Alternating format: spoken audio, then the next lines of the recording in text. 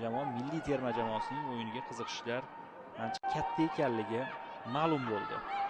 Nepal hujumda, shuningdek Laosda ham albatta qiziqish bor edi.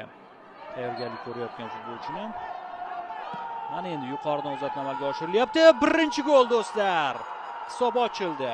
7-daqiqaga kelib Nepal terma jamoasi burchak zarbasidan so'ng gol urdi. Standartlarga urg'u beryapti. Va ko'rdikki, juda ham oddiy kutib oldi to'pni Shri Lankaliklar.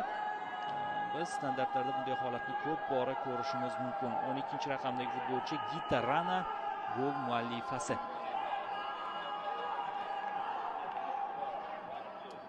Takroriy lavha hozir bizga namoyish etiladi. 1-0 hisobda adashib ketmasak bo'lgani. Hali boshlanishi bu. Mana ko'rdingiz. Hech kim qaragani yo'q.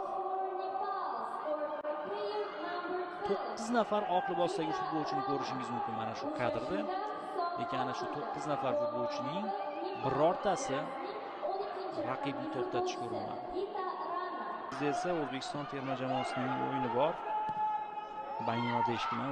Mana bu hozir gol bo'lishi mumkin. Darvozabon qaytardi. Ikkinchi temp. Yana bir imkoniyat va gol do'stlar. 2-0. Jamoa yetakchisi Sabitra Bhandari gol muallifi.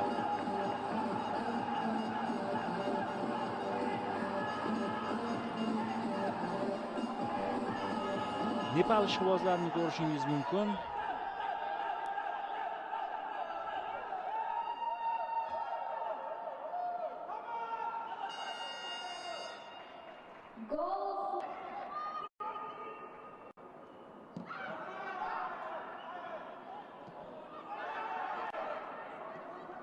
Yaxshi pas.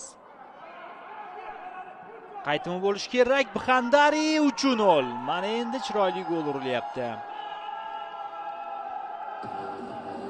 Chiroyli gol rostdan ham.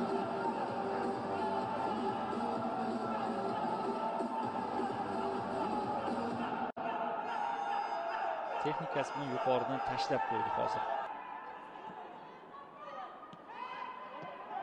Bitta chap qanotga ko'chirildi, yaxshi o'yladi. Gita Rana uzatma, 4-gol. 4-0. Gita Rana chiroyli pas amalga oshirdi va Sabitra Bhandari hat-trick muallifiga aylanmoqda.